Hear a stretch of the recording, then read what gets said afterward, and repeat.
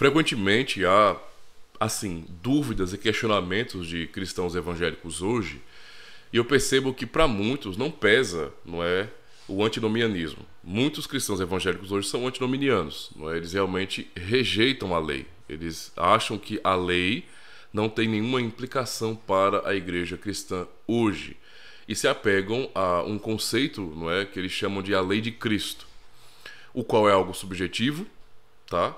Porque é atribuído somente o trabalho do Espírito Santo no nosso coração, mas não tem nada de objetivo realmente. Você não consegue perceber tais princípios e listá-los, por exemplo, e dizer assim, assim, assado. Nessa lógica, não é? Eu penso que cobrar as pessoas da igreja, exortá-las, não faria muito sentido. Se você não tem algo objetivo, não é? Muitos membros da igreja poderiam alegar que, ora, peraí. Não é? Nós estamos vivendo de acordo com a lei de Cristo. Então não tem por que dizer para nós que isso é errado ou aquilo é errado. Mas essa lei é algo interno, é a lei do amor. Então deixe que eu aplique ela da maneira como eu quiser. Não vai acontecer. Por quê? Porque no fim, as pessoas que são antinominianas, elas sabem, não é, de maneira muito natural, o que são os princípios morais e de onde eles vêm.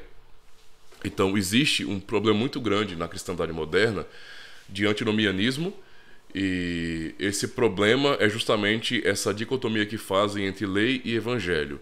Eu basicamente não consigo enxergar diferença, tá? Alguém poderia falar bem assim, não, mas como não? Né? O que você pode ver de evangelho na lei?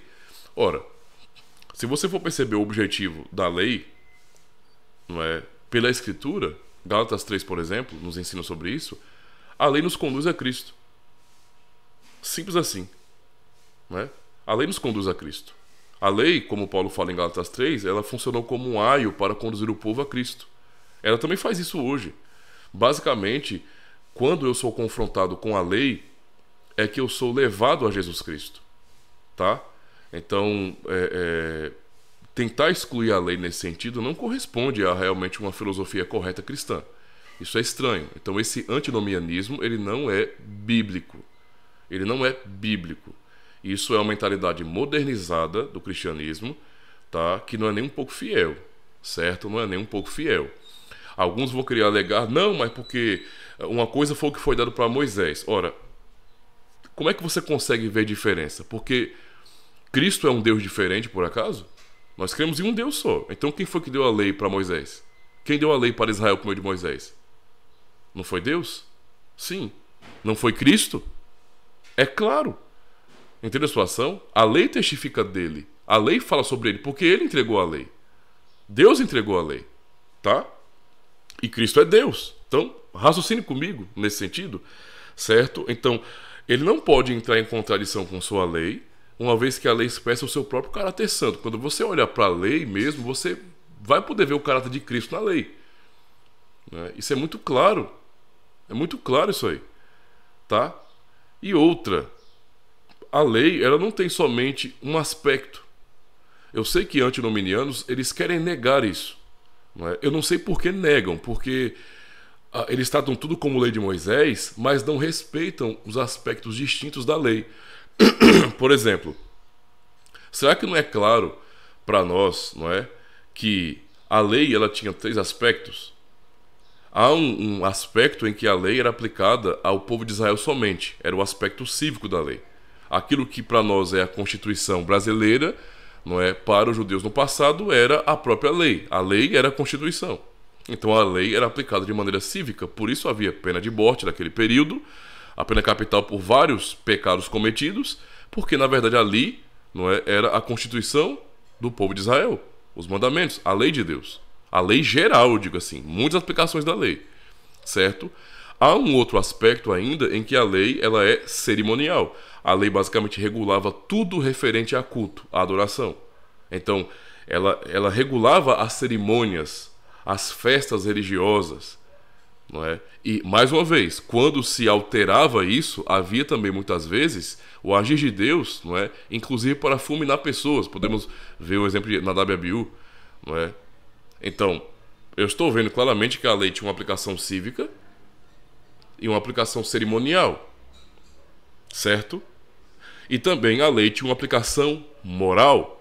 certo? Moral. Mas para você entender, a aplicação cívica da lei estava limitada ao povo de Israel, aquela nação, era uma lei para a nação, certo? Ela tinha esse aspecto e ela foi aplicada naquela nação. Nós não aplicamos a lei ou as leis, aquelas muitas leis do Antigo Testamento, em nosso contexto, porque nós não somos a nação de Deus. Nós somos um povo gentil, não é? E, portanto, nós não temos uma nação santa, ok? Então, logo, porque Deus não trata mais com a nação, com uma nação como sendo dele, mas a nação do Senhor é o seu povo espalhado pelo mundo em todas as culturas, não é? Então não há uma aplicação cívica para nós hoje. Por isso temos uma Constituição Federal, temos a lei do nosso próprio país, a nossa lei civil, tá bom? Então, nesse sentido, a lei passou. É óbvio que passou. Não tem aplicação civil para nós. Passou. O segundo aspecto, também o aspecto cerimonial, tinha aplicação para Israel, porque aquela nação era uma nação sacerdotal, que deveria adorar a Deus de acordo com as suas prescrições, com as suas ordens. E Deus prescreveu direitinho, ordenou o culto. Cada aspecto, não é, cerimonial, lá do culto, que era tipológico, que ensinava o evangelho, era regulado pela lei. Tá? Os princípios vinham da lei. Era ordenado e regulado pela lei. Nesse sentido, a lei também passou. Por quê? Porque todo o aspecto cerimonial da lei encontrou seu fim em quem? Em Cristo.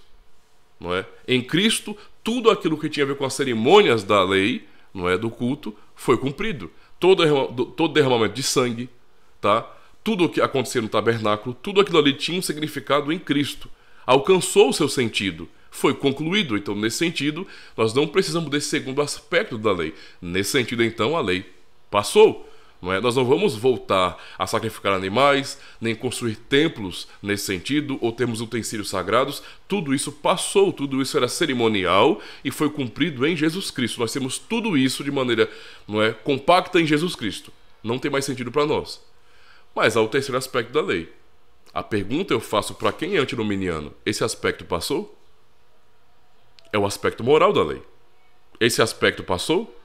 Se você diz passou, sim, o aspecto moral da lei passou, com certeza, é mesmo? Então qual era a moral ensinada, não é, às igrejas que os apóstolos pastorearam e fundaram? Qual era a moral? Só um minutinho.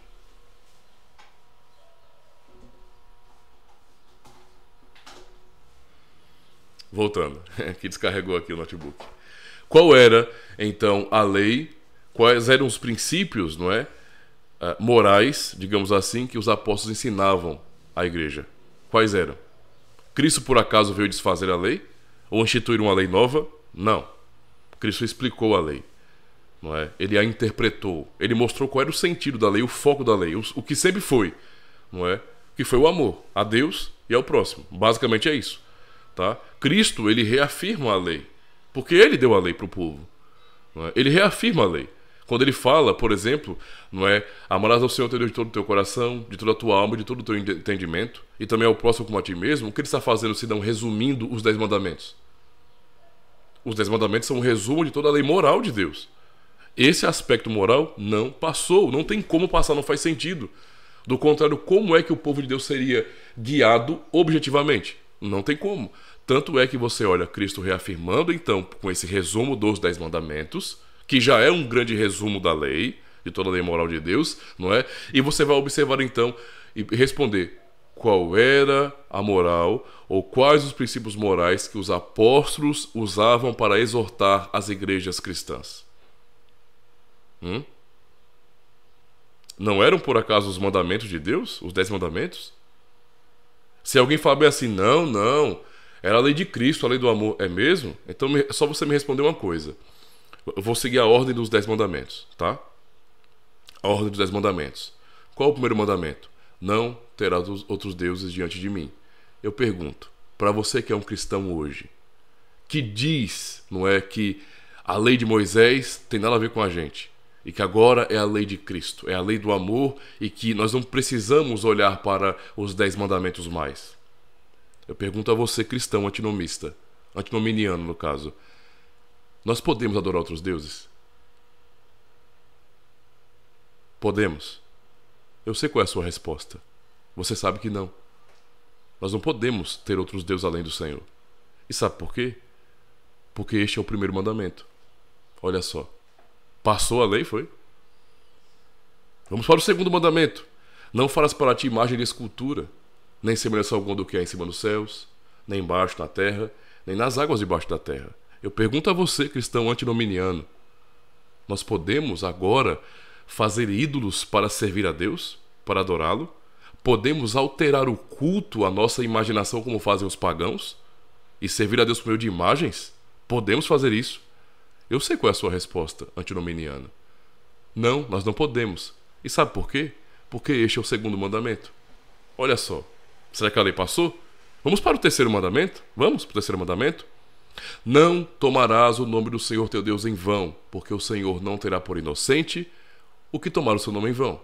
Pergunto para o antinominiano, não é? Já que a lei passou, não é? Já que a lei passou, não tem mais lei, não é? Negócio de lei de Moisés aí para nós passou, não tem um terceiro aspecto da lei que é moral, passou a lei. Eu pergunto, nós podemos agora fazer mau uso do nome de Deus? Podemos blasfemar o nome de Deus? Eu sei qual é a sua resposta. Você vai dizer, não, jamais, temos que honrar o nome de Deus. E sabe por quê? Porque esse é o terceiro mandamento. Deus não terá por inocente quem tomar o seu nome em vão. Não é? Aí vem o quarto mandamento. O quarto mandamento. E quem é antinominiano geralmente vai, sabe, rejeitar com força o quarto mandamento. Qual é o quarto mandamento? Guarda o dia de sábado para o santificar, como te ordenou o Senhor teu Deus. Não é esse o mandamento? 6 dias trabalharás e farás toda a tua obra, mas o 7º dia é o sábado do Senhor teu Deus. Nesse dia não fará nenhum trabalho, nem tu, nem teu filho, nem tua filha, nem teu servo, nem tua serva, nem teu animal, nem teu forasteiro, o forasteiro das tuas portas por dentro, não é? Esse é o quarto mandamento. O mandamento de cessar, né? É o Shabat, né? É cessar, é parar para agora contemplar a Deus, seguindo a ótica da criação, a lógica da criação. É parar para culto, para um santo encontro com o Senhor Deus. Não é? Você é antinominiano. Você vai dizer para mim que esse mandamento passou? Ele passou? Não é? Olha, nós cristãos temos uma interpretação diferenciada, mas nós não negamos, não é, a lei de Deus de jeito nenhum. O quarto mandamento está em vigor, sim. Tanto é que nós nos reunimos como povo de Deus. Do contrário, eu vou dizer que o culto ao Senhor não é um santo chamado, não é uma santa convocação, é uma mera convenção humana. Você que é antinominiano se reúne no domingo para adorar a Deus por quê? É só porque é uma mera convenção humana? Porque se for, você não é obrigado a ir para o culto. Se você entender que se reunir no domingo para adorar a Deus é uma mera convenção humana, é o acordo que vocês fizeram na igreja, não é? É apenas um acordo. Então você não tem obrigação nenhuma de sair do seu lar para ir para a reunião com os irmãos e adorar a Deus. Não tem nenhuma obrigação, não é? Mas na verdade o pensamento cristão não é esse. Nós saímos de nossos lares porque estamos obedecendo à santa convocação do Senhor. O culto para nós é um chamado de Deus, não é uma invenção humana, não é nenhuma iniciativa humana. O culto começa com Deus, é Deus quem chama o seu povo. Isso é o quarto mandamento. Estamos nos separando de atividades, não é, recreativas e atividade de trabalho nesse sentido para descansarmos, para estarmos tranquilos e termos liberdade para adorar a Deus. Esse é o quarto mandamento, filho. Isso é moral. Como é que eu posso me ausentar, não é, do chamado que o Criador faz a mim? Isso é algo moral. Tá? Mas eu perguntaria ainda mais ao antinominiano. Eu posso, não é, desonrar meus pais e as autoridades? O antinominiano vai responder o quê? Não, de jeito nenhum. Oxe, que é isso? Não é? E por que você não pode desonrar seus pais e as autoridades? Por causa do 5º mandamento. Honra teu pai e tua mãe. Não é verdade? De onde vem isso? Esse é o 5º mandamento, poxa. A lei de Deus. Não foi o que Deus entregou para o de Moisés? Olha aí. Não é? Eu posso... Vou perguntar agora para o antinominiano mais uma vez. Eu posso assassinar? É lícito para eu assassinar agora, uma vez que não tem mais lei? Agora é a lei do amor, é a lei de Cristo, não tem nada objetivo para mim. Eu posso matar alguma pessoa agora? Eu posso assassinar? O antinominiano vai dizer que não. É claro que não. Nós temos o amor de Cristo no nosso coração. Como é que vamos matar as pessoas? De fato, mas onde é que está escrito que eu não posso matar? É o 6º mandamento. Não matarás. Pois é, né? Eu posso agora adulterar? Eu posso ser um homem casado e ficar com outras mulheres? Eu posso adulterar? Eu posso ser alguém lascivo, não é? Cometer fornicação se for um jovem solteiro? Eu posso viver uma vida de promiscuidade sexual, de impureza? Posso fazer isso? O antinominiano, que é um evangélico sincero, vai dizer, é claro que não. Oxe, está doido, é? Cristo me chamou para pureza. É verdade. Onde é que está escrito que eu devo ter uma vida pura e não devo adulterar? É o 7º mandamento, não adulterarás. Eu posso então roubar hoje, né? Eu posso cometer furtos, né? Eu posso de repente agir como um revolucionário e sei lá, pegar alguma coisa que eu não trabalhei para ter. Eu posso fazer isso ou não? É claro que não, cara. Isso é injusto. E quando é que diz que isso é injusto? Ah, o 8º mandamento, não furtarás. Pois é. Eu posso mentir ou difamar o meu próximo? Eu posso entrar no mundo da picuinha para difamar as pessoas? Não. E por quê? Por que eu não posso? Por causa do 9º mandamento. Não é? Não dirás falso testemunho do teu próximo. Tá? Eu posso ser um invejoso, viver uma vida de cobiça, desejando aquilo que não me pertence, sendo insatisfeito com a vida que Deus me deu e realmente no meu coração fantasiando e desejando aquilo que não me pertence? Posso ou não posso? Porque não há lei, não é verdade? A lei passou. Então eu posso ou não posso? E se a lei passou, como é que você vai me cobrar para não ser assim ou não fazer essas coisas se não há uma lei objetiva para mim? Você vai dizer que eu não posso. E sabe por quê? Porque esse é o 10º mandamento. Não cobiçarás nem a mulher do teu próximo, nem a casa do teu próximo, nem o seu boi, nem o seu jumento, nem nada do teu próximo. Então perceba que o antinomianismo é um pensamento absolutamente distante das Escrituras Sagradas. Não faz o menor sentido. O menor sentido. Porque os apóstolos são objetivos quando ensinam os princípios morais que vêm diretamente da lei de Deus. Tá? Não caiam nessa ideia de antinomianismo, não. Tá bom? Abracem o Evangelho. E entendam que não existe essa dualidade e essa separação de, por exemplo, a graça de Deus e a lei. Tal como não faz sentido falar sobre fé sem obediência. Tá bom? Então pense sobre isso. A lei do Senhor está aí, meu amigo. A realidade é essa. Deus continua a nos chamar para obedecer os mesmos mandamentos. Aquilo que é moral da lei não passa, é válido para todo mundo, em todas as épocas, em todas as culturas, em todas as gerações, para sempre. Tá? Porque é a lei moral, tá bom? O próprio caráter de Deus revelado para nós. Beleza? Reflita sobre isso.